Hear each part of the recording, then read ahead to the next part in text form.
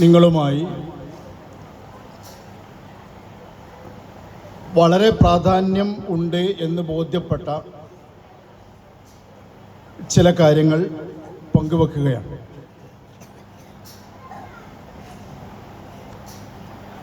പൊതുവെ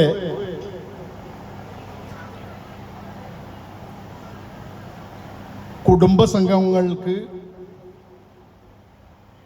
പ്രസംഗിക്കാൻ വേണ്ടി വിളിച്ചാൽ ഞാൻ പോവാറില്ല, ഒഴിഞ്ഞു മാറലാണ് ചെയ്യാറുള്ളത്. ഇൻഷാ അല്ലാഹ് അതിൻ്റെ കാരണം ഞാൻ ലാസ്റ്റ് പറയാം. പക്ഷേ ഈ സംഗമത്തിന് വിളിച്ചപ്പോൾ വിളിക്കുന്ന ആളുകളുടെ ബന്ധങ്ങളും വിഷയങ്ങളും ഒക്കെ ഒരു പ്രധാനമാണല്ലോ. ആ രീതിയിൽ ബന്ധപ്പെട്ടപ്പോൾ ഇൻഷാ അല്ലാഹ് ഞാൻ വരാം എന്ന് വാക്ക് കൊടുത്തതാണ്. അടുത്ത് ഒരു ഒന്നോ മാസങ്ങൾക്ക് മുമ്പ് എൻ്റെ ഭാര്യയുടെ കുടുംബത്തിൻ്റെ ഒരു സംഗമം നടന്നിരുന്നു. അതിലേക്ക് എന്നെ വളരെ പ്രാധാന്യത്തോട് ക്ഷണിക്കുകയും നിങ്ങൾ കുറഞ്ഞ സമയം സംസാരിക്കണം എന്നൊക്കെ പറഞ്ഞു. ഞാനീ പറഞ്ഞ പോലെ ആ വിഷയത്തിലേക്ക് വരാൻ താല്പര്യമില്ല എന്ന് പറഞ്ഞ് ഒഴിവാവുകയും, ഏതായാലും ഭാര്യയുടെ കുടുംബസംഗമമാണല്ലോ, അങ്ങനെ ഭാര്യയെ പറഞ്ഞയച്ചു. അങ്ങനെ ഭാര്യ വീട്ടിലെത്തി എന്നോട് പറഞ്ഞത്, നിങ്ങൾ പറഞ്ഞ പോലെ തന്നെ നിങ്ങൾ വരാതിരുന്നതാണ് നന്നായത്, അതുകൊണ്ട് സന്തോഷമായി എന്ന്. രാവിലെ പോകുന്ന സമയത്ത് ഞാൻ വരുന്നില്ല എന്ന് പറയുമ്പോൾ സ്വാഭാവികമായിട്ടും അവർക്ക് ചെറിയ പ്രയാസങ്ങളുണ്ടാവും. തിരിച്ചു വന്നപ്പോൾ നേരെ ഞാൻ പറഞ്ഞതായിരുന്നു ശരിയെന്ന് അവളെന്നോട് പറഞ്ഞു. അപ്പോൾ സ്വന്തം വേണ്ടപ്പെട്ട കുടുംബത്തിൽ പോലും കുടുംബസംഘങ്ങളിൽ പങ്കെടുക്കാറില്ല എന്നാണ് പറഞ്ഞതിൻ്റെ അർത്ഥം. അൽഹംദുലില്ലാ, ഇവിടുത്തെ തവരക്കാടൻ കുടുംബം എന്ന് പറഞ്ഞപ്പോൾ ഞാൻ ഈ കുടുംബത്തിനെ കുറിച്ച് ചെറിയൊരു പഠനം നടത്തുകയുണ്ടായി. അപ്പം ആ പഠനത്തിൽ എനിക്ക് ബോധ്യപ്പെട്ട വളരെ പ്രധാനപ്പെട്ട ഒരു വിഷയം, ഇപ്പം നിങ്ങളുടെ പൊന്നാട് മഹല്ല് സ്ഥിതി ചെയ്യുന്ന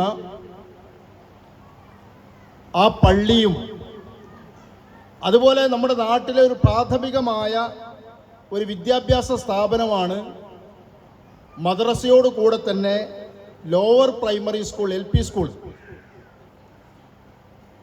ഈ വിഷയങ്ങളിലൊക്കെ നിങ്ങളുടെ കുടുംബത്തിൻ്റെ ആ വളരെ പ്രധാനപ്പെട്ട ഇടപെടലുകളാണ് അതിലൊക്കെ ഉണ്ടായത് എന്ന് ബോധ്യപ്പെട്ടു. നിങ്ങളുടെ കുടുംബത്തിലെ അംഗമായ മുഹമ്മദ് മുസ്ലിയാർ എന്ന് പറയുന്ന വ്യക്തിയാണ് പൊന്നാട് മഹല്ല് പള്ളിക്കുള്ള സ്ഥലം കൊടുത്തതും ആ പള്ളി നിർമ്മാണത്തിന് നേതൃത്വം നൽകിയതും എന്ന് മനസ്സിലാക്കാൻ സാധിച്ചു. അതുപോലെ നിങ്ങളുടെ നാട്ടിലെ LP സ്കൂളും അതേപോലെ പഴയ കാലത്ത് രാഷ്ട്രീയ രംഗത്ത് വളരെ സജീവമായി ഇടപഴകുകയും സംസാരിക്കുകയൊക്കെ ചെയ്ത ഏനിക്കുട്ടി ഹാജി എന്ന് ഞങ്ങളൊക്കെ ചെറുപ്പകാലം മുതൽക്ക് തന്നെ പൊതുരംഗത്ത് രാഷ്ട്രീയ മണ്ഡലത്തിൽ കേൾക്കുന്ന ഒരു വ്യക്തിയാണ്.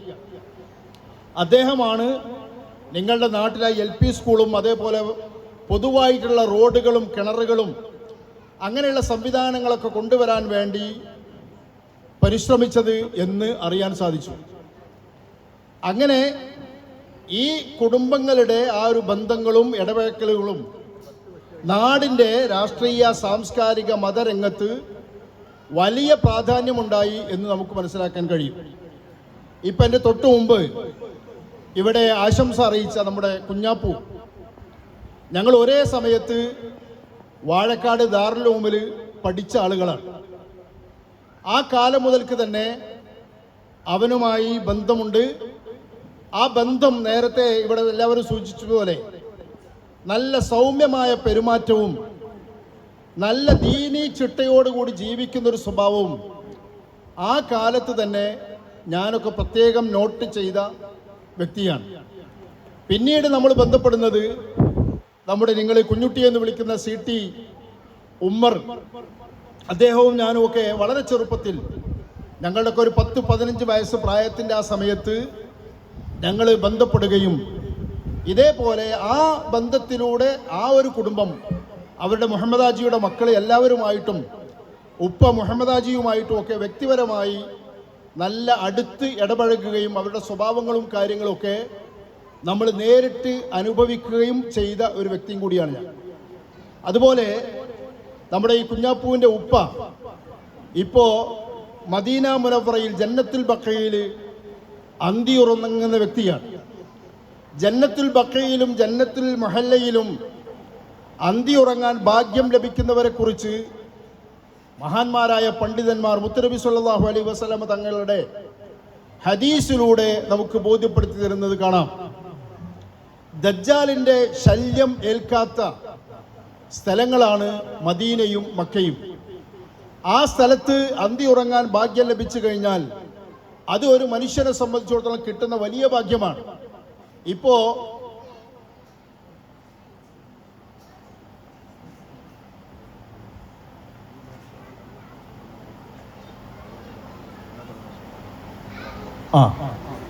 കുഞ്ഞുട്ടി അറിയിച്ചൊരു കാര്യം, എൻ്റെ പ്രസംഗം കഴിഞ്ഞ് ഇവിടുത്തെ പ്രധാനപ്പെട്ട ചടങ്ങുകൾ കഴിഞ്ഞാൽ ഇവിടെ എല്ലാവരെയും പങ്കെടുപ്പിച്ചുകൊണ്ട് ക്വിസ് പ്രോഗ്രാം നടക്കുന്നുണ്ട് എന്നും ആ ക്വിസ് പ്രോഗ്രാമിൽ ഞാൻ അവതരിപ്പിക്കുന്ന വിഷയവുമായി ബന്ധപ്പെട്ടുള്ള ചോദ്യങ്ങളാണ് ഉണ്ടാവുക എന്നുള്ളതും പറയാൻ വേണ്ടി ഏൽപ്പിച്ചിട്ടുണ്ട് ഇൻഷാ അല്ലാഹ്.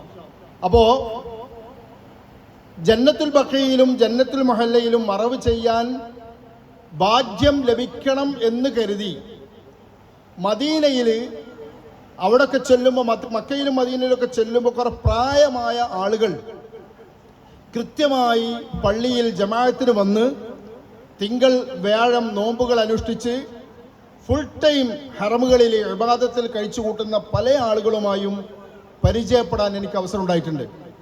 അങ്ങനെ അവരോട് പരിചയപ്പെട്ട് അവരോട് നിങ്ങളൊന്ന് ഞങ്ങളുടെ നാട്ടിലേക്ക് വരണം, കേരളത്തിൻ്റെ മഹിമകളും കേരളത്തിൻ്റെ പ്രാധാന്യമൊക്കെ അവരെ ബോധ്യപ്പെടുത്തി അവരോട് സംസാരിക്കുമ്പോൾ അവർ പറയും, ഞങ്ങൾ ഇവിടെ ഇങ്ങനെ ഒരുമിച്ച് കൂടി നിൽക്കുന്നത്, ഞങ്ങൾ പുറത്തേക്ക്, നാട് വിട്ട് ഞങ്ങൾ പുറത്തേക്ക് പോകാറില്ല, മറ്റൊരു സ്ഥലത്തേക്കും പോകാറില്ല. മദീനയിൽ താമസിക്കുന്ന ആളുകൾ പറയും, ഹജ്ജിന് വരെ ഞങ്ങൾക്ക് നിർബന്ധമായ ഹജ്ജ് ചെയ്യാനേ ഞങ്ങൾ ശ്രമിച്ചിട്ടുള്ളൂ, വളരെ അപൂർവമായി മാത്രമേ ഞങ്ങൾ ഹജ്ജിന് വരെ പോകാറുള്ളൂ എന്ന് പലരും എന്നോട് നേരിട്ട് സംസാരിച്ചിട്ടുണ്ട്. അപ്പോൾ അവർ പറയുന്നത്, ഞങ്ങൾക്ക് ഈ പുണ്യഭൂമിയിൽ നിന്ന് മരിക്കണം, ഈ പുണ്യഭൂമിയിൽ ഞങ്ങളെ മറവ് ചെയ്യപ്പെടണം, ആ ഒരു ലക്ഷ്യം ഉള്ളത് കൊണ്ടാണ് ഞങ്ങൾ ഇവിടെ നിന്ന് പോകാത്തത് എന്ന് പറഞ്ഞ് അവിടെ തന്നെ കഴിച്ചു കൂട്ടുന്ന എത്രയോ വലിയ വലിയ മനുഷ്യന്മാരെ നമുക്ക്, പണ്ഡിതന്മാരുണ്ട്, സാധാരണക്കാരുണ്ട്, നല്ല ഇബാദത്തിൽ കഴിച്ചു കൂട്ടുന്ന ആളുകളുണ്ട്. അവരൊക്കെ ആഗ്രഹിച്ച ആഗ്രഹങ്ങളിൽ പ്രധാനപ്പെട്ട ഒന്നാണ് ജന്നത്തുൽ മുഹല്ലയിൽ മറവ് ചെയ്യപ്പെട്ട് കിടക്കുക എന്നുള്ളത്. ആ ഒരു ഭാഗ്യം ലഭിച്ച ഒരു വ്യക്തിയും നിങ്ങളുടെ കുടുംബത്തിൻ്റെ ഒരു പ്രധാന അംഗമാണ്. അതുപോലെ നമ്മുടെ CT ഉമർ സാഹിബിൻ്റെ ഇവരൊക്കെ ഉപ്പ മരണപ്പെടുന്നത് റബീഉൽ അവ്വൽ 11-നോ 10-നോ അവിടെയോടെയാണ്. ആ സമയത്ത് ഞാൻ ഓർക്കാറുണ്ട്, പലപ്പോഴും അന്ന് ഞങ്ങളൊക്കെ ആ മരണ വീട്ടിലേക്ക് ചെന്നത് ഒരു നല്ല വലിയൊരു മൗലൂദിൻ്റെ സദസ്സ് കഴിഞ്ഞ് നേരെ അങ്ങോട്ട് ചെല്ലുകയാണ്. ഇപ്പോഴും അവിടെ നടക്കുന്ന ആണ്ട് പരിപാടിക്ക് നമ്മൾ പോകുമ്പോൾ ആ റബീഉൽ അവ്വലിൻ്റെ ആ ഒരു സൗരഭ്യം, ആ ഒരു സന്തോഷമുള്ള സമയത്താണ് അവിടുത്തെ ആ പ്രോഗ്രാമുകളിൽ പങ്കെടുക്കാറുള്ളത്. അങ്ങനെ നമ്മൾ പരിചയപ്പെട്ട ഈ 4 ഉപ്പമാരും ഒരു സച്ചരിതരായ ഒരു തലമുറയിലൂടെ വളർന്നു വന്ന് ആ രീതിയിൽ ജീവിതം നയിച്ച് അങ്ങനെ തന്നെ ഈ ദുനിയാവിൽ നിന്ന് വിട പറഞ്ഞു പോയവരാണ്. അതുകൊണ്ട് തന്നെ എൻ്റെ ശബ്ദം കേൾക്കുന്ന ഈ കുടുംബാംഗങ്ങളോട് ഞാൻ പ്രത്യേകം പറയുകയാണ്, നിങ്ങൾക്ക് വളരെ കൂടുതൽ ഉത്തരവാദിത്വങ്ങളുണ്ട്. ഇപ്പോഴും അൽഹംദുലില്ലാ നിങ്ങളുടെ മഹലിൻ്റെ സെക്രട്ടറി ആയിട്ട് ഇപ്പോഴും പ്രവർത്തിക്കുന്നത് നിങ്ങളുടെ കുടുംബാംഗമായ ബിച്ചാപ്പു എന്ന് നിങ്ങൾ വിളിക്കുന്ന, നമ്മളൊക്കെ നല്ല പരിചയപ്പെട്ട് പ്രവർത്തിക്കുന്ന ആളുകളാണ്. അദ്ദേഹമാണ് ഇപ്പോഴും നിങ്ങളുടെ മഹലിൻ്റെ ഒരു മഹലിൻ്റെ സംവിധാനം, ഒരു മഹല് ഭരിച്ചു കൊണ്ടുപോവുക എന്ന് പറഞ്ഞാൽ അത് തന്നെ ഒരു ദീനി ചുറ്റുപാടിലൊരു മഹല് ഭരിച്ചു കൊണ്ടുപോവുക എന്ന് പറഞ്ഞാൽ അത് വളരെ പ്രാധാന്യമാണ്.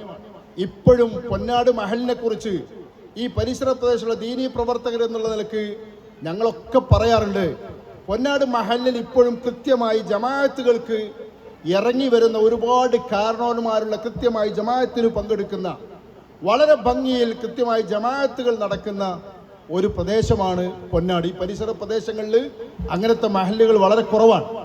ആ ഒരു രീതിയിലുള്ള ഒരു നല്ല മഹല്ലിനെ ആ നാട്ടിലെ ജനങ്ങൾക്ക് ഒരു പ്രയാസങ്ങളില്ലാത്ത രീതിയിൽ ഭംഗിയായി നിയന്ത്രിച്ചു കൊണ്ടുപോവുക എന്നുള്ളത് അത് വലിയൊരു ഭാഗ്യമാണ്. ആ ഭാഗ്യത്തിന് ഇപ്പോൾ നിൽക്കുന്നത് നിങ്ങളുടെ കുടുംബാംഗമായ ഒരു വ്യക്തിയാണ് എന്നുള്ളതും കൂടെ നിങ്ങളുടെ മഹത്വം വിളിച്ചോതുന്നതാണ്. അതുപോലെ ഇപ്പോൾ CT നേരത്തെ ഞാൻ എടവണ്ണപ്പാറയിലൊക്കെ പെയിൻറ്റിങ് ആയിട്ടും അതേപോലെ ആർട്ടിസ്റ്റ് ആയിട്ടുണ്ടായിരുന്നു എന്ന് പറഞ്ഞപ്പോഴാണ് ആളെ ശരിക്ക് മനസ്സിലാകുന്നത്. ഞങ്ങളൊക്കെ കുട്ടിക്കാലത്ത്, ഞങ്ങളൊക്കെ അന്നത്തെ കാലം എഴുത്ത് മാത്രമേ ഉള്ളൂ. ആ നല്ല എഴുത്ത്, കലാപരമായിട്ട് എത്രയോ എഴുത്തുകൾ, എത്രയോ പോസ്റ്ററുകൾ, എത്രയോ ബാനറുകൾ, അതൊക്കെ എഴുതിച്ചത് ഈ CT എന്ന് പറയുന്ന ഇദ്ദേഹത്തിൻ്റെ അടുക്കൽ പോയിട്ടാണ്. അദ്ദേഹത്തിൻ്റെ മകനും അതേപോലെ മുണ്ടുവഴി UK അലി സാഹിബ്, അദ്ദേഹം നല്ലൊരു ആർട്ടിസ്റ്റാണ്. ആ ആർട്ടിസ്റ്റിൻ്റെ ഈ UKയുടെ മകൻ കല്യാണം കഴിച്ചത് ഈ CT എന്ന് പറയുന്ന മറ്റൊരു കലാകാരനായ CT ആണ്. അതുപോലെ CT ഉമ്മറും നമ്മളെ ഉമർ സാഹിബും അതേപോലെ ഗഫൂർ മാഷ്, ഇവരൊക്കെ ആ ഒരു രംഗത്ത് നല്ല കലാപരമായ കഴിവും കൂടിയുള്ള ആളുകളാണ് എന്നുള്ളതും പ്രത്യേകമായി ഓർക്കുകയാണ്. അതുപോലെ നിങ്ങളുടെ കുടുംബത്തിൽ ഈ നമ്മുടെ കുഞ്ഞാപ്പൂവിൻ്റെ സഹോദരി പെണ്ണുമ്മ എന്ന് നിങ്ങൾ വിളിക്കുന്ന, ഇപ്പോൾ അടുത്ത് മരണപ്പെട്ടു പോയ നമ്മുടെ തെങ്ങിലക്കടവിൽ അവരുടെ ഭർത്താവ് ഇവിടെയുണ്ട്, അബ്ദുറഹ്മാൻ ഹാജി. അദ്ദേഹം എൻ്റെ ഉപ്പയുടെ മകൻ്റെ മകനാണ്. ഞാനും അദ്ദേഹവും തമ്മിൽ പെങ്ങളുടെ മകനും പെങ്ങളുടെ മകൻ്റെ മകൻ ഞാനും, ആങ്ങളുടെ മകൻ്റെ മകന് അദ്ദേഹവുമാണ്. അങ്ങനെ ആ പെണ്ണുമ്മയുടെ മരണാനന്തര ചടങ്ങുകളിലൊക്കെ ഞാനും പങ്കെടുത്തിട്ടുണ്ട്. അപ്പോൾ നമ്മളുമായി ഒരു നല്ലൊരു ആത്മീയ ബന്ധമുള്ള ഒരു കുടുംബം എന്നുള്ള നിലക്ക് ഞാൻ വളരെ കുറഞ്ഞ കാര്യങ്ങൾ മാത്രം നിങ്ങളുമായി പങ്കുവെക്കുകയാണ്. ഇൻഷാ അല്ലാഹ് അത് നമ്മുടെ ജീവിതത്തിൽ, ആദ്യം എൻ്റെ ജീവിതത്തിൽ ഞാൻ കൊണ്ടു നടക്കുകയും ആ എൻ്റെ ശബ്ദം കേൾക്കുന്ന നിങ്ങളൊക്കെ അത് ജീവിതത്തിൽ പകർത്തിയാൽ അൽഹംദുലില്ലാ നമ്മുടെ ഈ സംഗമം അത് വലിയ റാഹത്തിലേക്ക് വരും എന്നുള്ള കാര്യത്തിൽ ഒരു സംശയവുമില്ല. ഒന്ന്, ഇന്ന് നമ്മുടെ നാടുകളിൽ നമ്മൾ കാണുന്ന ചില ദയനീയ കാഴ്ചകളെ കുറിച്ചാണ് ഞാൻ നിങ്ങളോട് പങ്കുവെക്കുന്നത്. ഇപ്പൊ നിങ്ങൾ നോക്കൂ, ഇപ്പോൾ ഒരു ഒരു വീട്ടിലേക്ക് നമ്മൾ നോക്കിയാൽ ആ വീട്ടിൽ ഒരു പ്രായമായ ഒരു ഉമ്മ, ഒരു ഉപ്പ, അവരെ സംരക്ഷിക്കാൻ മക്കൾ അവിടെ ഇല്ല, മരുമക്കൾ അവിടെ ഇല്ല, പേരമക്കൾ അവിടെ ഇല്ല. ആ പ്രായമായ ഉമ്മക്കും ഉപ്പക്കും ഒരു വെള്ളം കൊടുക്കാനോ, ഒരു ആവശ്യമായ സമയത്ത് ഒരു നേരത്തെ ആഹാരം കൊടുക്കാനോ, ആവശ്യമായ സമയത്ത് ഒരു ശുശ്രൂഷകൾ നൽകാനോ ഇന്ന് ആളുകളില്ലാത്തൊരു ദയനീയ കാഴ്ച ഇന്ന് നമ്മളൊക്കെ കാണുകയാണ്. വലിയ വീടുണ്ട്, 2 നിലയിലുള്ള നല്ല മാളികകളുണ്ട്. ഇപ്പം അടുത്ത് ഞാൻ കോഴിക്കോട് മെഡിക്കൽ കോളേജിൽ ഒരു രോഗിയെയും കൊണ്ടുപോയി രാത്രി പെട്ടെന്ന് പോകേണ്ടി വന്നതാണ്. അങ്ങനെ വാഴക്കാട് ഇക്രയിൽ നിന്ന് പെട്ടെന്ന് രോഗിയുമായി ഹോസ്പിറ്റലിൽ ചെന്നപ്പോൾ അവിടെ ഒരു പ്രായമായ ഒരു ഉമ്മ, ആ ഉമ്മയുടെ കൂടെ ഒരു ഹോം നേഴ്സും ഉണ്ട്. വളരെ പ്രയാസപ്പെട്ട് ആ ഉമ്മക്കൊന്ന് നിൽക്കാനോ കിടക്കാനോ ഒന്നും കഴിയാത്ത രീതിയിൽ ശ്വാസമുട്ട അസുഖം കൊണ്ട് പ്രയാസപ്പെടുകയാണ്. അങ്ങനെ ഇഞ്ചക്ഷനൊക്കെ വെച്ച് ചെറിയൊരു ആശ്വാസം കിട്ടിയപ്പോൾ ഞാനൊന്ന് ജസ്റ്റ് ഒന്ന് പരിചയപ്പെട്ടപ്പോൾ എന്നോട് പറഞ്ഞത്, എനിക്ക് ഒരു മകനുണ്ട്, അവൻ ബാംഗ്ലൂരിൽ വലിയൊരു ഒരു ബാങ്കിൻ്റെ മാനേജറായി ജോലി ചെയ്യാണ്. എനിക്കൊരു മകളുണ്ട്, അവളും ജോലി ചെയ്യുന്ന ആ ഫീൽഡ് പറഞ്ഞു. എൻ്റെ അടുക്കൽ ഒരാളുമില്ല, ഹോം നേഴ്സാണിത്. ഇവൾക്ക് ഞാൻ 25,000 രൂപ ശമ്പളം കൊടുക്കണം, അതിന് 15,000 രൂപ മകൻ അയച്ചു തരും, ബാക്കി 10,000 രൂപയും കൂടെ ഞാൻ എവിടെയെങ്കിലുമൊക്കെ ഉണ്ടാക്കി കൊടുക്കണം, മരുന്ന് വാങ്ങണം. അതിന് ആരുടെ ഭാഗത്തു നിന്നും എന്തില്ല, യാതൊരു മാർഗങ്ങളുമില്ല എന്ന് പറഞ്ഞിട്ട് എന്നോട് ലാസ്റ്റ് പറഞ്ഞത്, എനിക്ക് നല്ല വീടുണ്ട്, വീടിൻ്റെ പരിസരവും നല്ല സൗകര്യമുള്ള വീടുമാണ്, ഇനി ഞാൻ തീരുമാനിച്ചത് ഞാൻ ആ വീട് വിറ്റ് എൻ്റെ ചികിത്സ കഴിഞ്ഞ് എല്ലാം ഞാൻ ചിലവാക്കും, ബാക്കി ഒരാൾക്കും എൻ്റെ മകനോ എൻ്റെ മകൾക്കോ വേണ്ടി ഞാൻ ബാക്കി വെക്കുകയില്ല എന്ന് അടുത്ത് ഒരു മെഡിക്കൽ കോളേജിൽ നിന്ന് എന്നോട് പറഞ്ഞൊരു അനുഭവം ഞാൻ നിങ്ങളുമായി പങ്കുവെക്കുകയാണ്. അതിൽ നിന്നാണ് ഞാൻ സംസാരിക്കുന്നത്. നമ്മുടെ കുടുംബത്തിലുള്ള മാതാപിതാക്കൾ വഖളാ റബ്ബുക അല്ലാ തഅ്ബുദു ഇല്ലാ ഇയ്യാഹ് വബിൽവാലിദൈനി ഇഹ്സാനാ ഇമ്മാ യബ്ലുഗന്ന ഇൻദകൽ കിബറ അഹദുഹുമാ ഔ കിലാഹുമാ ഫലാ തഖുൽ ലഹുമാ ഉഫിൻ വലാ തൻഹർഹുമാ വഖുൽ ലഹുമാ ഖൗലൻ കരീമാ വഖ്ഫിദ് ലഹുമാ ജനാഹ الذل من الرحمة وقل رب ارحمهما كما ربياني صغيرا. ഖുർആനിൽ വ്യക്തമായി പറഞ്ഞ ഒരു ആയത്താണ് ഞാൻ നിങ്ങൾ ഓതിക്കേൽപ്പിച്ചത്. ഇത് വിശദീകരിച്ച് പറയാൻ സമയമില്ല. നിങ്ങളുടെ അടുക്കൽ അള്ളാഹു പറയാ വഖളാ റബ്ബുക അല്ലാ തഅ്ബുദു ഇല്ലാ ഇയ്യാഹ്, അള്ളാഹുവായ എന്നെ നിങ്ങൾ ആരാധിക്കണമെന്ന് നിങ്ങൾക്ക് ഞാൻ നിയമം കൽപ്പിക്കുന്നു, ഖളാന വിധി നടപ്പാക്കുന്നു. വബിൽ വാലിദൈനി ഇഹ്സാന, നിങ്ങളുടെ മാതാപിതാക്കൾക്ക് നിങ്ങൾ കരുണ ചെയ്യണം, അവർക്ക് നിങ്ങൾ നന്മ ചെയ്യണം എന്ന് പറഞ്ഞുകൊണ്ട് വിശദമായിട്ട് പറയാൻ. ആ മാതാപിതാക്കളിൽ ഒരാളോ അവർ രണ്ടുപേരോ നിങ്ങളുടെ അടുക്കൽ വാർദ്ധക്യത്തോടുകൂടി നിങ്ങളുടെ വീട്ടിലുണ്ടാവുകയും അങ്ങനെ ആ വാർദ്ധക്യത്തോടുകൂടി നിങ്ങളുടെ വീട്ടിലുണ്ടാകുന്ന മാതാപിതാക്കളെ അവരെ നിങ്ങൾ വലാത്തൻ ഹർഹുമാ, നിങ്ങൾ അവരെ ആട്ടിക്കളയരുത്. വലാത്തൻ ഹർഹുമാ വഖുല്ലഹുമാ ഖൗലൻ കരീമാ, നിങ്ങൾ അവരോട് നല്ല മാന്യമായ സംസാരങ്ങൾ മാത്രം നിങ്ങൾ അവരോട് സംസാരിക്കണം. വഖ്ഫിദ് ലഹുമാ ജനാഹ الذل من الرحمة, കാരുണ്യത്തിന്റെ ചിറകുകൾ നിങ്ങൾ അവർക്ക് വിരിച്ചു കൊടുക്കണം എന്ന് ഖുർആൻ പറയുകയാണ്. ഞാൻ ഓർമ്മിപ്പിക്കുന്നത്, ഖുർആനിന്റെ ആ ഒരു പഠനം നമ്മുടെ എല്ലാവരുടെയും മനസ്സിലുണ്ടാകണം. നമ്മുടെ മാതാപിതാക്കൾ അവരാണ് നമ്മുടെ എല്ലാറ്റിൻ്റെയും അടിസ്ഥാനം.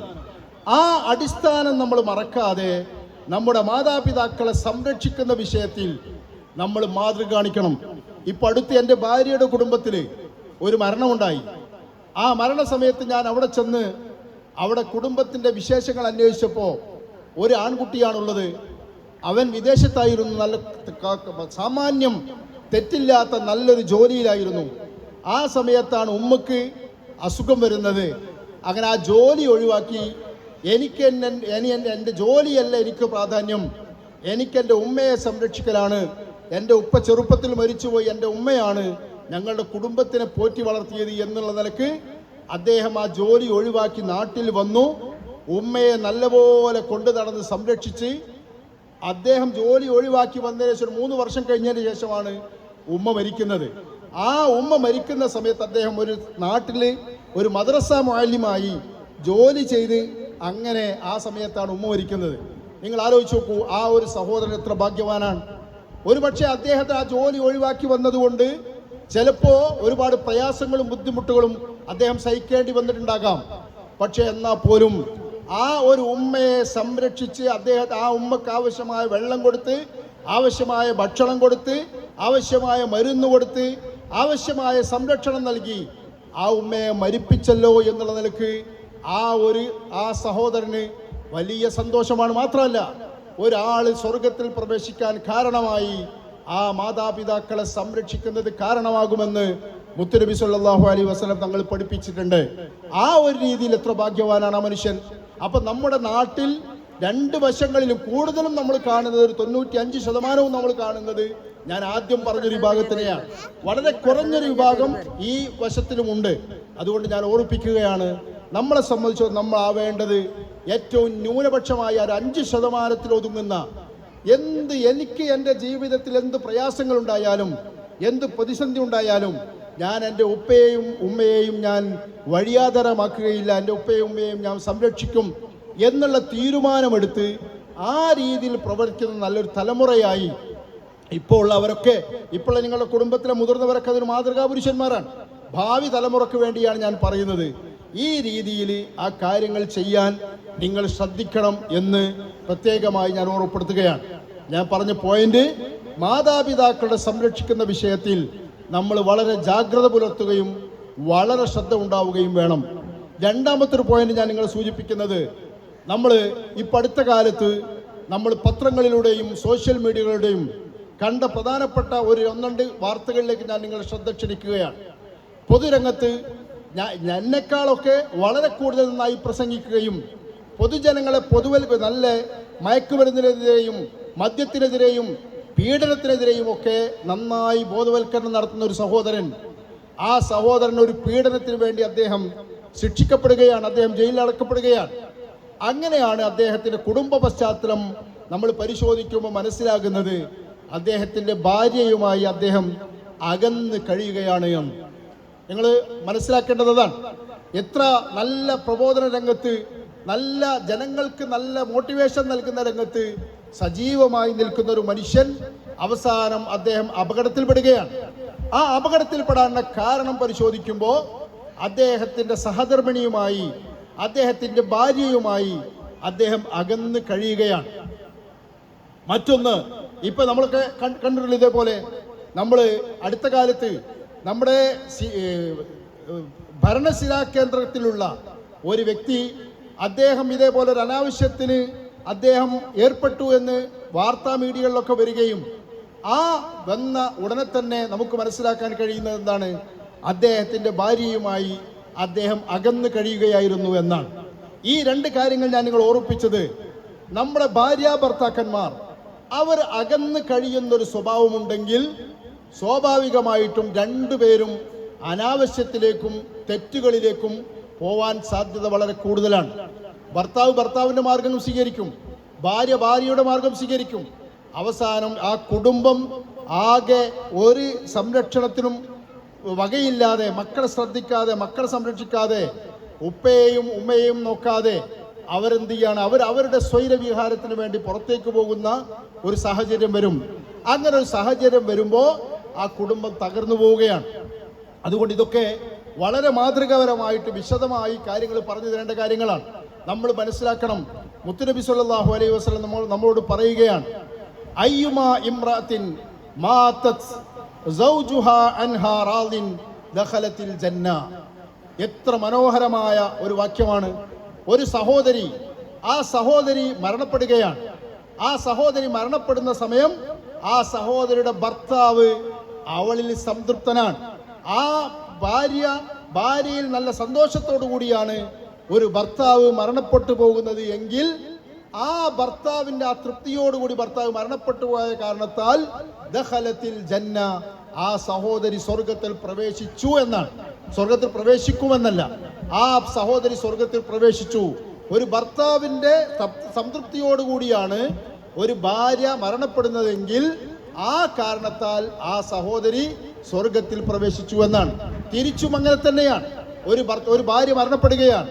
ഒരു ഭാര്യ മരണപ്പെടുന്ന സമയത്ത് ആ ഭാര്യയ്ക്ക് ഭർത്താവിൻ്റെ തൃപ്തി ഉണ്ടാകുന്നതോടുകൂടി തന്നെ തിരിച്ചും ഒരു ഭർത്താവ് മരണപ്പെടുമ്പോൾ ആ ഭർത്താവിനെ കുറിച്ച് ഭാര്യയ്ക്ക് നല്ലത് പറയാനും തിരിച്ചും അങ്ങോട്ടും ഇങ്ങോട്ടും നല്ലത് പറയാനുള്ളൊരു സാഹചര്യം ഉണ്ടായാൽ അത് മാത്രം മതി അവർക്ക് സ്വർഗപ്രവേശനത്തിന് എന്ന് മുത്തുനബി സല്ലല്ലാഹു അലൈഹി വസല്ലം തങ്ങൾ നമ്മളെ പഠിപ്പിക്കുന്നുണ്ട്.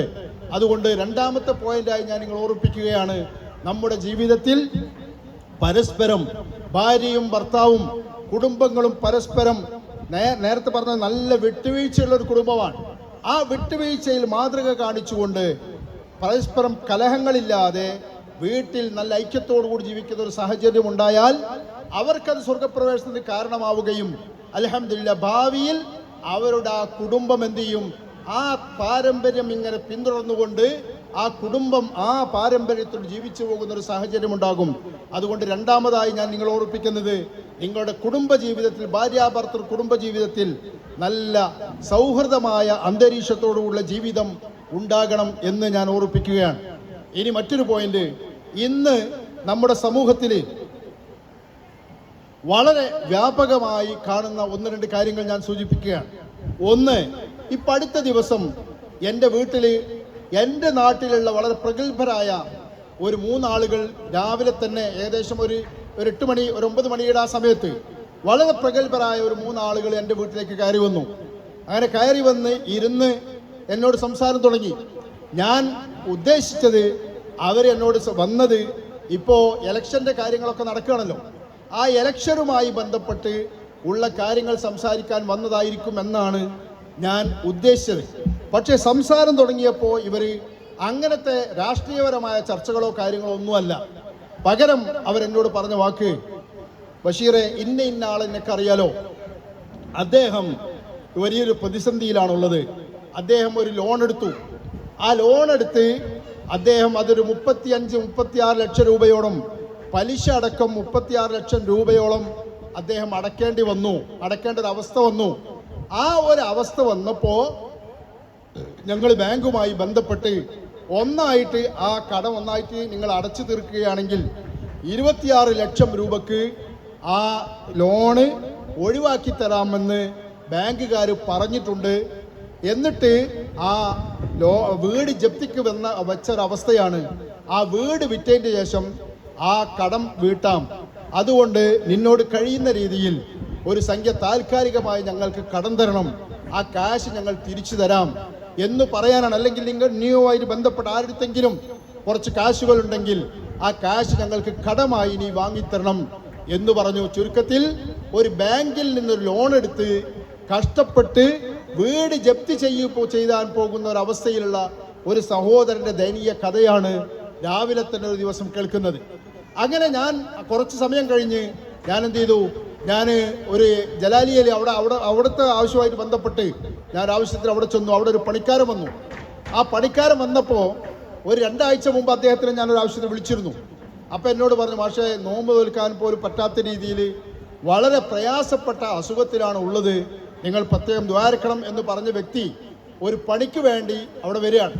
അപ്പോൾ ആ പണി നോക്കാൻ വേണ്ടി വന്നപ്പോൾ ഞാനൊരു കുടയെടുത്ത് ആ കുട ചൂടാൻ വേണ്ടി നോക്കിയപ്പോൾ അദ്ദേഹം എന്നോട് പറഞ്ഞു, കുടൊന്നും ചൂടാനുള്ള ആവശ്യമില്ല, ഞാൻ പണിക്ക് പോകാൻ തുടങ്ങിയിട്ടുണ്ട് മാഷേ. ഞാൻ എനിക്ക് പണിക്ക് പോവാഞ്ഞാൽ ഞാൻ ബാങ്കിൽ നിന്ന് ലോൺ എടുത്തൊരു മനുഷ്യനാണ്, എനിക്ക് ഇത്രയും വലിയൊരു സംഖ്യ ബാങ്കിൽ ലോണുണ്ട്, ഒരു മാസം ഇത്ര കാശ് ഞാൻ ലോൺ അടക്കണം, അതുകൊണ്ട് എനിക്ക് സുഖമില്ല എന്ന് പറഞ്ഞ് ഞാൻ എൻ്റെ വീട്ടിൽ കിടന്നാൽ എൻ്റെ കുടുംബം ആകെ, എൻ്റെ വീടടക്കം ജപ്തി ചെയ്തു പോകുന്ന അവസ്ഥയാണ്.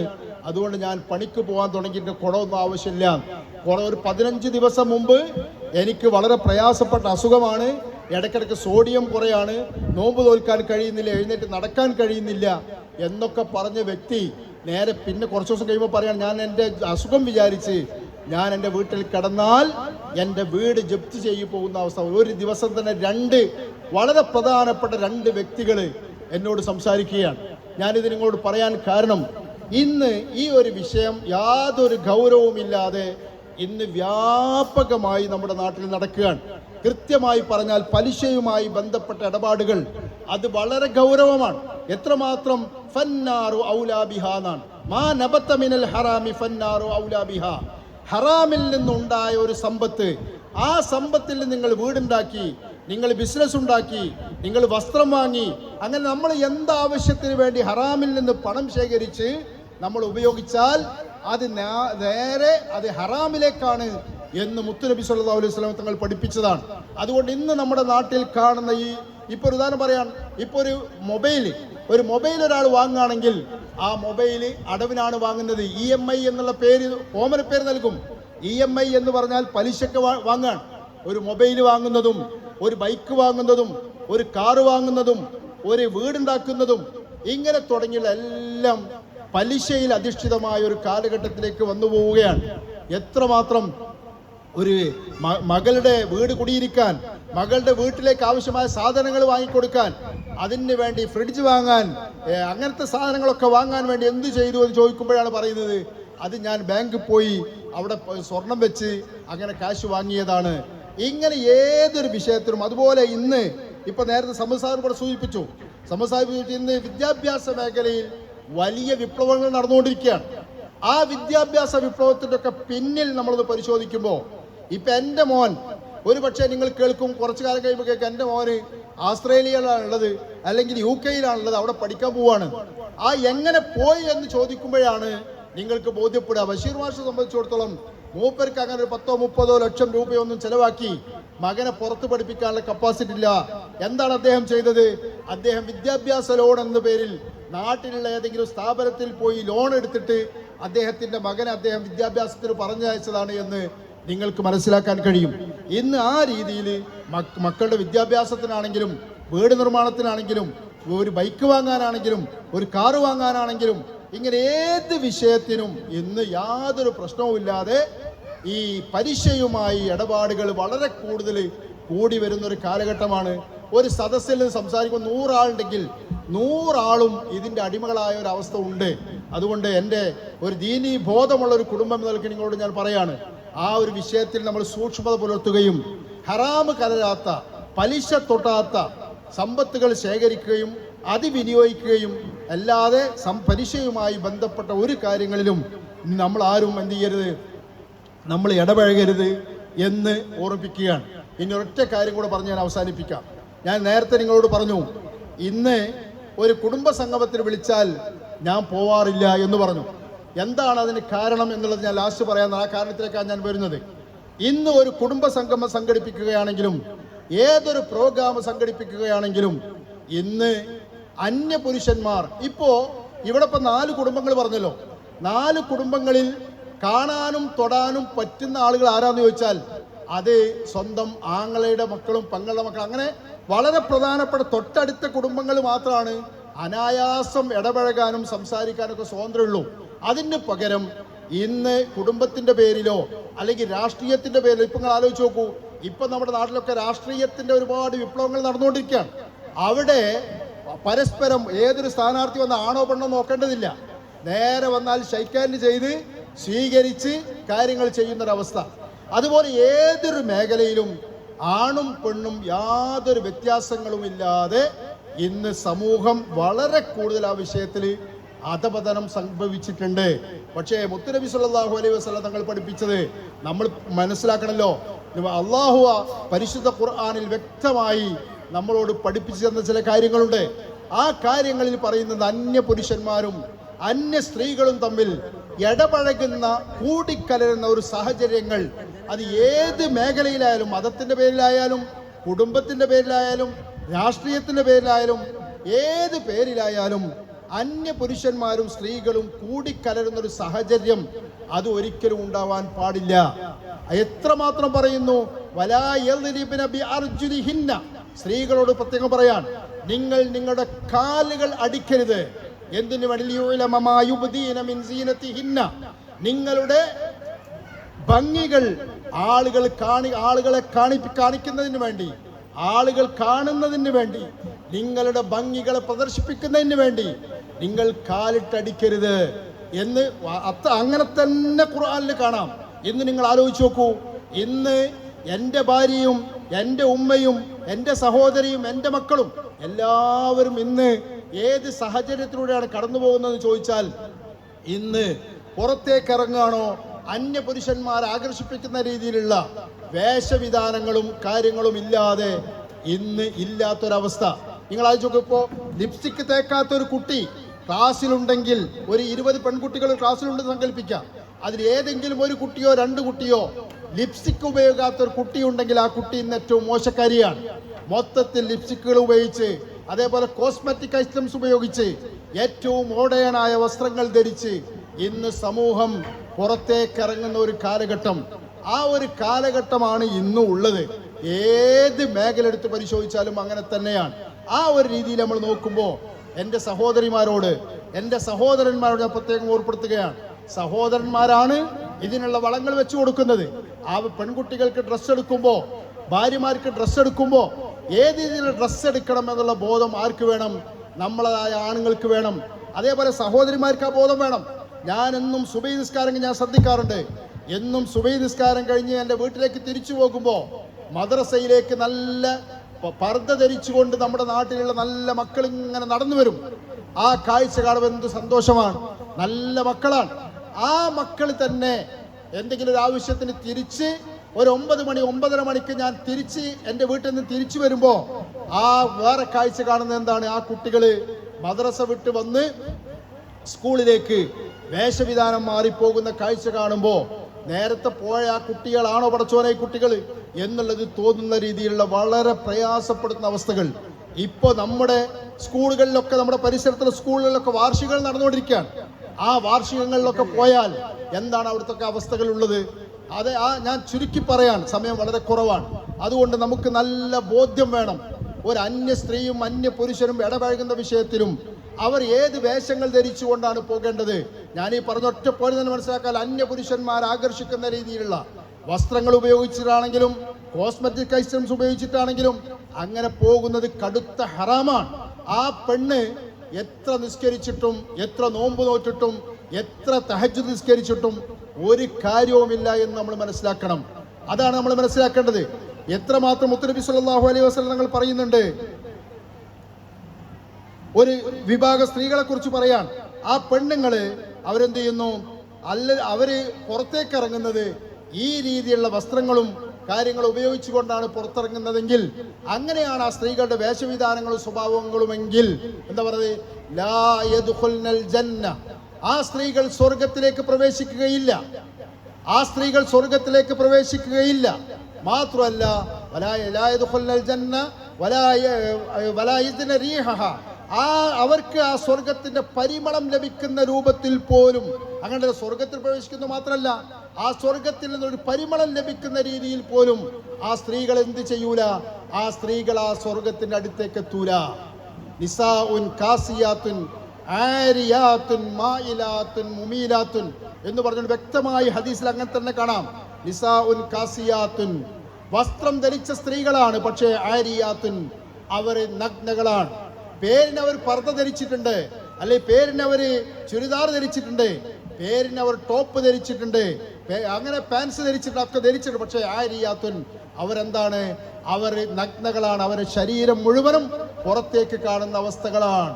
ആ സ്ത്രീകളെ ലക്ഷണം പറയാൻ, അവർ പുറത്തേക്ക് ഇറങ്ങി നടക്കുന്ന അന്യ പുരുഷന്മാർ ആകർഷിക്കുന്ന രീതിയിൽ ഒരു ഒട്ടകത്തിന്റെ പുറത്തുള്ള ഈ കൂഞ്ഞുണ്ടല്ലോ, കൂഞ്ഞാന്നോ എന്താ പറയാ, ആ പൂഞ്ഞ് എങ്ങനെയാണോ ഇങ്ങനെ ആടിക്കളിക്കുന്നത്, അതേപോലെ പുരുഷന്മാരെ ആകർഷിക്കുന്നതിന് വേണ്ടി സ്ത്രീകളെ എന്ത് ചെയ്യുന്നു, അവർ ആടിയും ചാടിയും ചെരിഞ്ഞും നല്ല രീതിയിൽ നടക്കുന്ന സ്ത്രീകളാണോ, ലാ യദ്ഖുൽനൽ ജന്ന വലാ യജ്ദന റീഹഹ, ആ സ്ത്രീകൾ സ്വർഗത്തിൽ പ്രവേശിക്കുകയില്ല. അവർക്ക് ആ സ്വർഗത്തിന്റെ പരിമളം വാസന ലഭിക്കുകയില്ല എന്ന് മുത്തുനബി സല്ലല്ലാഹു അലൈഹി വസല്ലം പഠിപ്പിച്ചതാണ്. ഈ കാര്യം പറയുമ്പോൾ എനിക്കുറപ്പാണ്, എൻ്റെ ശബ്ദം കേൾക്കുന്ന എല്ലാ ആളുകളും, പുരുഷന്മാരും പറയും ഇതൊന്നും ഇപ്പൊ പറയേണ്ടതല്ല, ഇതൊന്നും പറയേണ്ട ആവശ്യമില്ല, പറഞ്ഞിട്ട് കാര്യമില്ല.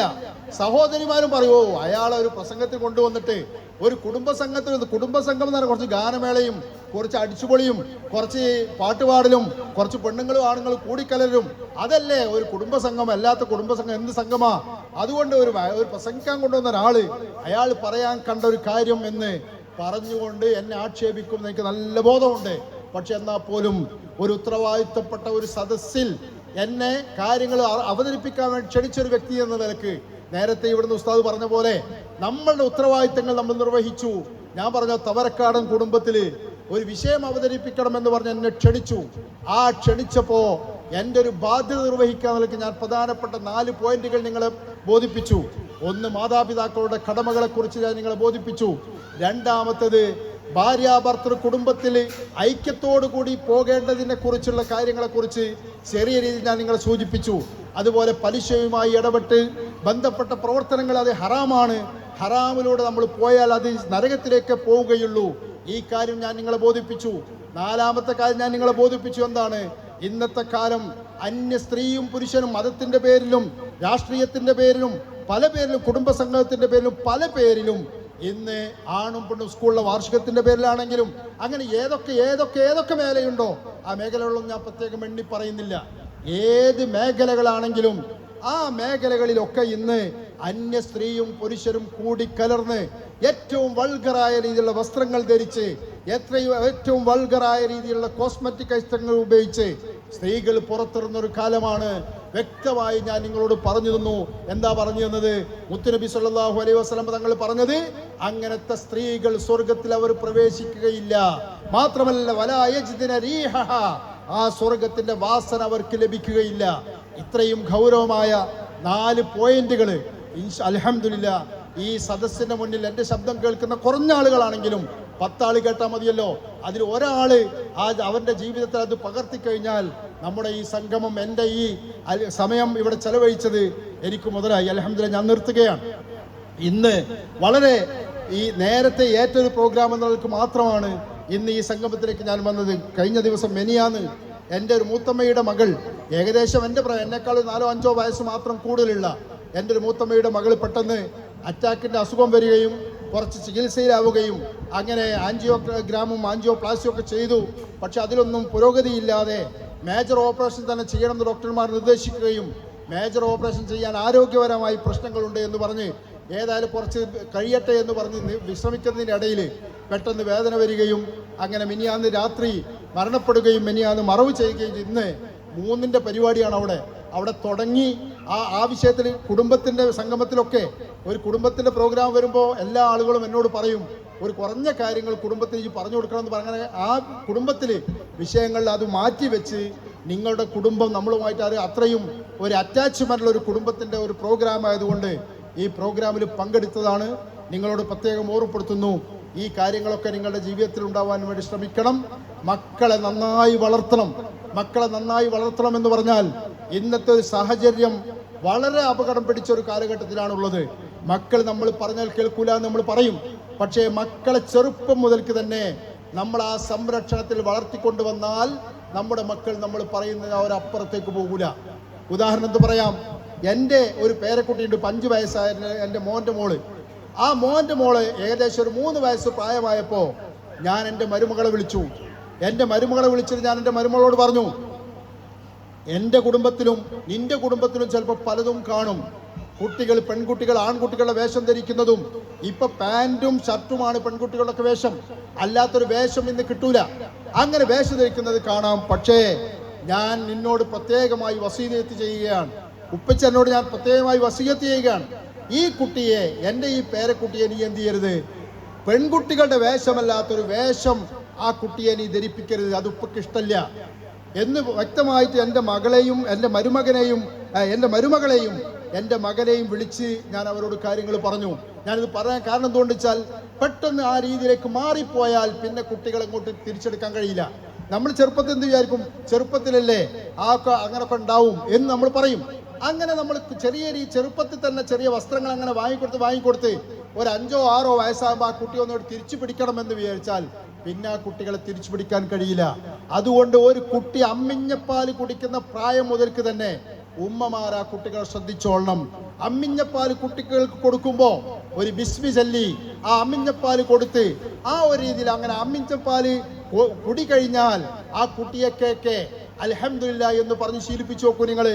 ആ കുട്ടി ഒരു 3 മാസം ആവുമ്പോഴേക്ക് തന്നെ ആ ഭക്ഷണം ആ കുട്ടിയുടെ അമ്മിഞ്ഞ വായിലേക്ക് വെക്കുന്ന സമയത്ത് ആ കുട്ടിക്ക് എന്താണ് പറയേണ്ടതെന്ന് തിരിഞ്ഞിട്ടല്ല. പക്ഷെ ആ കുട്ടി എന്ത് ചെയ്യും, ആ ഉമ്മയുടെ ശബ്ദത്തിൻ്റെ കൂടെ ആ കുട്ടിയും ചെറിയ രീതിയിൽ ആ ചുണ്ടനക്കും നാവനക്കും.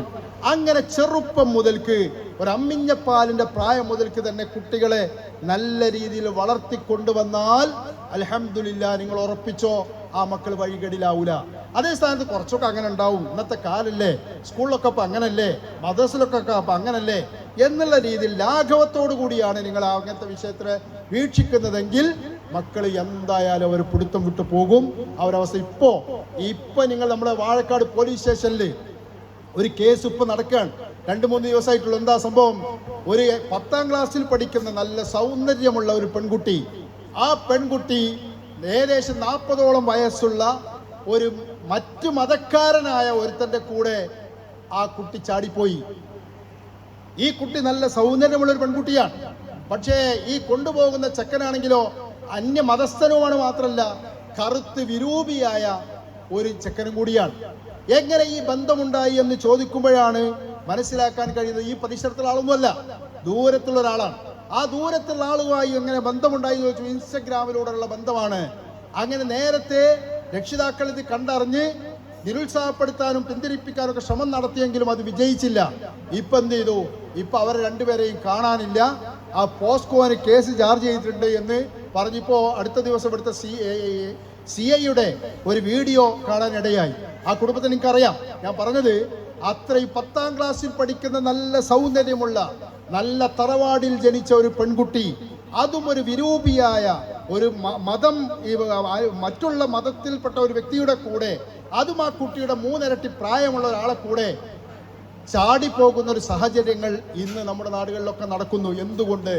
നമ്മുടെ മക്കളെ നമ്മൾ ശ്രദ്ധിക്കുന്ന വിഷയത്തിൽ ആ മക്കൾ ഏതാണ് ഉപയോഗിക്കുന്നത്, ഏത് മാർഗത്തിലാണ് അവർ പോകുന്നത്, ആരെ കൂടെയാണ് അവർ പോകുന്നത്, എങ്ങനെയാണ് അവർ തിരിച്ചു വരുന്നത്, എത്ര സമയം അവർ മൊബൈൽ ഉപയോഗിച്ചുകൊണ്ട് കിടന്നുറങ്ങാതെ നിൽക്കുന്നു, ഇങ്ങനെയുള്ള കാര്യങ്ങൾ ശ്രദ്ധിക്കാതെ ലാഘവത്തോടു കൂടി അത് കുട്ടികളല്ലേ എന്ന് പറഞ്ഞു വിട്ടാൽ അവസാനം നമ്മൾ കൈ കടിക്കേണ്ട ഒരു അവസ്ഥയിലേക്ക് വരും. ഇത്രയും കാര്യങ്ങൾ സൂചിപ്പിച്ചുകൊണ്ട് ഇൻഷാ അല്ലാഹ് നമുക്ക് സാഹചര്യങ്ങൾ ഉണ്ടെങ്കിൽ നമുക്ക് ഭാവിയിലും നമുക്ക് സംസാരിക്കാം. ഇതൊക്കെ ഞാൻ ആദ്യം നിങ്ങളോട് പറയാണ്.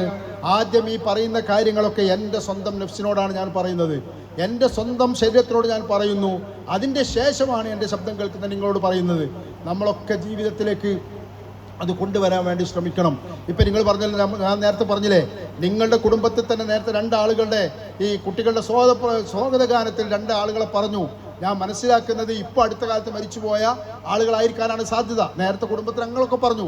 ഇപ്പം പെണ്ണുമടക്കം നിങ്ങളുടെ കുടുംബത്തിൽ നിന്നും ഞാൻ പറഞ്ഞ പോലെ എന്നെക്കാൾ കുറഞ്ഞ പ്രായമുള്ള എൻ്റെ ഒരു മൂത്തമ്മയുടെ മകൾ അടുത്ത ദിവസം മരണപ്പെട്ടു പോയി. അങ്ങനെ പ്രായത്തിന് കണക്കൊന്നുമില്ല. ഇന്ന് വാട്സപ്പിൽ കാണാം, ഈ അരീക്കോട് ഭാഗത്തൊരു ചെറുപ്പക്കാരനായ ഒരു ആൺകുട്ടി മരണപ്പെട്ടതായി ഇന്ന് വാട്സപ്പിൽ കാണാൻ കഴിയുന്നുണ്ട്. അപ്പോൾ പ്രായവും സമയവും ഒന്നും അതിനൊന്നും കാരണമല്ല. മരിക്കണ സമയത്ത് ഈമാനോടുകൂടെ മരിച്ച് നമ്മുടെ ജീവിതത്തിൽ നമ്മൾ നല്ല കാര്യങ്ങൾ പകർത്തി ഈമാനോടുകൂടെ മരിച്ച് നാളെ മഹ്ശറിൽ പ്രയാസങ്ങളില്ലാതെ ഹിസാബില്ലാതെ സ്വർഗത്തിൽ പ്രവേശിക്കാൻ കഴിയുന്ന ആളുകളുടെ കൂട്ടത്തിൽ നമുക്ക് പെട്ടുകിട്ടണം. അത് ഇന്നത്തെ കാലത്ത് വളരെ പ്രയാസമാണ്. ആ രീതിയിലുള്ള ജീവിതം നയിക്കാൻ അല്ലാഹു തആല നമുക്ക് എല്ലാവർക്കും അനുഗ്രഹം നൽകുമാറാവട്ടെ. അതിനാവശ്യമായ ഹിസാബില്ലാതെ സ്വർഗത്തിൽ പ്രവേശിക്കാനുള്ള ആവശ്യമായ കാര്യങ്ങൾ നമ്മൾ പഠിക്കുകയും അത് നമ്മുടെ ജീവിതത്തിൽ പകർത്തുകയും ചെയ്യണമെന്ന് ഓർമ്മപ്പെടുത്തുകയാണ്. അതിൽ പ്രധാനമായ ഒരു കാരണം പറഞ്ഞത്, സുബഹിന്റെ അല്പം മുമ്പ് എഴുന്നേറ്റ് ഒരു 2 റക്അത്ത് തഹജ്ജുദ് നമ്മുടെ ജീവിതത്തിൽ നമ്മൾ പതിവാക്കിയാൽ, ആ തഹജ്ജുദ് പതിവാക്കി നമ്മുടെ ജീവിതത്തിൽ നമ്മൾ പതിവാക്കുകയും ആ സമയത്ത് നമ്മൾ ദുആ ചെയ്യുകയും ചെയ്താൽ നമ്മുടെ കുടുംബത്തിനും ഒരു പ്രശ്നങ്ങൾ ഉണ്ടാവില്ല, നമുക്കും പ്രശ്നങ്ങൾ ഉണ്ടാവില്ല. അത് കാരണമായി നാളെ ഹിസാബില്ലാതെ സ്വർഗത്തിൽ പ്രവേശിക്കാൻ കഴിയുമെന്ന് മുത്തുനബി സല്ലല്ലാഹു അലൈഹി വസല്ലം തങ്ങൾ പഠിപ്പിച്ചിട്ടുണ്ട്. അതുകൊണ്ട് എൻ്റെ ചെറുപ്പക്കാരോടും എൻ്റെ പെൺകുട്ടികളോടും എൻ്റെ രക്ഷിതാക്കളോടും ഓർമ്മപ്പെടുത്തുകയാണ്, സുബഹിൻ്റെ ഒരു അല്പസമയം മുമ്പ് എഴുന്നേറ്റ് ഒരു 2 റക്അത്ത് തഹജ്ജുദ് നമ്മുടെ ജീവിതത്തിൽ പതിവാക്കുകയും ആ സമയത്ത് വളരെ പ്രധാനപ്പെട്ട വിഷയങ്ങളൊക്കെ ഉൾപ്പെടുത്തി ദുആ ചെയ്യുകയും ചെയ്യണമെന്ന് വസിയത്ത് ചെയ്യുന്നു. ആ വിഷയത്തിലൊക്കെ നിങ്ങളുടെ പ്രാർത്ഥനകളിലൊക്കെ ഈ പാവപ്പെട്ട ഞാനും ഉണ്ടാവണം. എൻ്റെ ഉപ്പ മരണപ്പെട്ടു പോയതാണ്. എൻ്റെ ഉമ്മ അൽഹംദുലില്ലാഹ് ജീവിച്ചിരിപ്പുണ്ട്. എൻ്റെ അടുക്കൽ എൻ്റെ 2 അനിയന്മാരുണ്ടെങ്കിലും എൻ്റെ ഉമ്മ എൻ്റെ കൂടെയാണ് നിൽക്കാറുള്ളത്. എന്തുകൊണ്ടെന്ന് വെച്ചാൽ എൻ്റെ പവറല്ല, ഞാൻ എപ്പോഴും പറയും, അത് എൻ്റെ ഭാര്യയുടെ പവറാണ്. എൻ്റെ ഭാര്യ എൻ്റെ ഉമ്മക്ക് ആവശ്യമായ രീതിയിൽ സംരക്ഷിക്കുന്നത് കൊണ്ട് എൻ്റെ അനിയന്മാരെ അടുത്തൊന്നും താമസിക്കാതെ ഒരു രാത്രി പോലും അനിയന്മാരെ വീട്ടിൽ ഉമ്മ ഉറങ്ങൂല. ഉമ്മ ഉറങ്ങണമെങ്കിൽ എൻ്റെ വീട്ടിൽ വന്നിട്ടേ ഉറങ്ങുള്ളൂ. ആ ഒരു രീതിയിലേക്ക് അൽഹംദുലില്ലാഹ് ആ രീതിയിൽ നമുക്ക് ചെയ്യാൻ കഴിയുന്നു. എൻ്റെ ഉമ്മക്ക് ഉള്ള നല്ല ആഫിയത്തിന് വേണ്ടിയിട്ടും നമ്മുടെ ആഫിയത്തിന് വേണ്ടിയിട്ടും നമ്മുടെ കുടുംബ ഭദ്രതയ്ക്ക് വേണ്ടിയിട്ടും ആഖിറം വെളിച്ചമാവാൻ വേണ്ടിയിട്ടും നിങ്ങളെല്ലാവരും ദുആ ചെയ്യണം. പടച്ച റബ്ബ് നമ്മളിൽ നിന്ന് മരിച്ചുപോയ, നിങ്ങളുടെ കുടുംബത്തിൽ നിന്ന് മരിച്ചുപോയ, നമ്മൾ നേരത്തെ ഇവിടെ പറഞ്ഞ 4 പിതാക്കൾ, അവരുടെ തലമുറ മേപ്പോട്ട് അങ്ങോട്ട് ആ തലമുറയിൽ നിന്ന് ആരൊക്കെ മരണപ്പെട്ടു പോയിട്ടുണ്ടോ എല്ലാവർക്കും അല്ലാഹു തആല ഈ സദസ്സിൻ്റെ മാഹാത്മ്യം എത്തിച്ചു കൊടുക്കുമാറാവട്ടെ. അവരുടെ എല്ലാവരുടെയും ഖബറുകൾ അല്ലാഹു തആല റാഹത്തിലും സന്തോഷത്തിലുമാക്കി തരുമാറാവട്ടെ. നമ്മുടെ കുടുംബത്തിൽ നിന്നും, നമ്മുടെ ഭാര്യമാരുടെ കുടുംബത്തിൽ നിന്നും, നമ്മുടെ സ്നേഹജനങ്ങളിൽ നിന്നും ആരൊക്കെ മരണപ്പെട്ടു പോയിട്ടുണ്ടോ, പ്രത്യേകിച്ച് ഇവിടെ പറഞ്ഞ 4 ഉപ്പമാർ, അവരുടെ സഹോദരിമാർ, അങ്ങനെ ആരൊക്കെ മരണപ്പെട്ടു പോയിട്ട് എല്ലാവരുടെയും ആഖിറം പടച്ച റബ്ബ് വെളിച്ചമാക്കി കൊടുക്കുമാറാവട്ടെ. വആഖിറു ദഅവാനാ അൽഹംദുലില്ലാഹി റബ്ബിൽ ആലമീൻ. അസ്സലാമു അലൈക്കും വറഹ്മത്തുള്ളാഹി വബറകാതുഹു.